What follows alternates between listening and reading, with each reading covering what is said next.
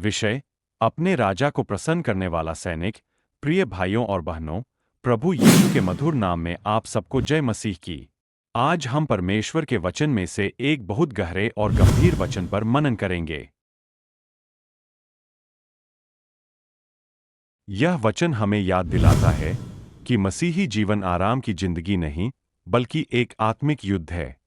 2 तीमुथियुस 2:4 कहता है, जब कोई योद्धा सेना में भर्ती होता है तो संसार के कामों में नहीं फंसता, ताकि अपने भर्ती करने वाले को प्रसन्न करे।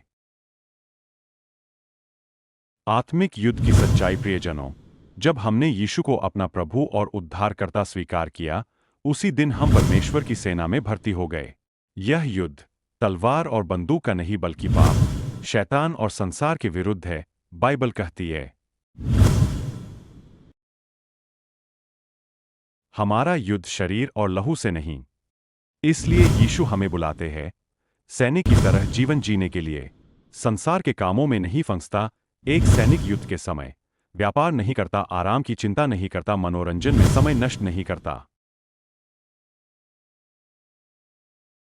क्यों?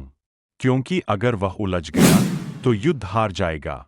आज बहुत से विश्वासी संसार में इतने उलझ गए हैं, मोबाइल, पैसा, शोहरत, पाप में फंस गए हैं, और शैतान यही चाहता है कि सैनिक लड़ाई से हट जाए। यीशु कहते हैं, जो तुझे गिराए उसे छोड़ दे, अपने भर्ती करने वाले को प्रसन्न करे। प्रिय भाइयों और बहनों, हमारा राजा कोई मनुष्य नहीं, हमारा राजा है प्रभु यीशु मसीह। उन्होंने हमें पाप से छुड़ाया, अपना लहू बहाया, हमें नया जीवन दिया। अब सवाल यह है, हम किसे प्रसन्न करना चाहते हैं?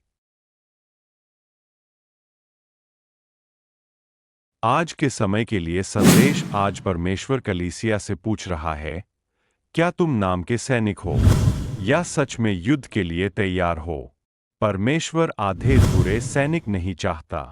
वह चाहता है पवित्र जीवन, आज्ञाकारी हृदय, समर्पित आत्मा। निर्णय की पुकार। आज अपने आप से पूछो, कौन सी बात मुझे युद्ध से भटका रही है? कौन सी आदत मेरे राजा को दुखी कर रही है? आज ही निर्णय लो, मैं संसार नहीं, मैं अपने राजा को प्रसन्न करूंगा। प्रार्थना। आइए हम प्रार्थना करें। हे प्रभु यीशु, हम मानते हैं कि हम तेरे सैनिक हैं।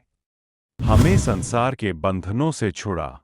हमें ऐसा जीवन दे जो तुझे प्रसन्न करे। हम पूरे मन से कहते हैं, हम तेरे हैं प्रभु। यीशु के नाम में, आमीन।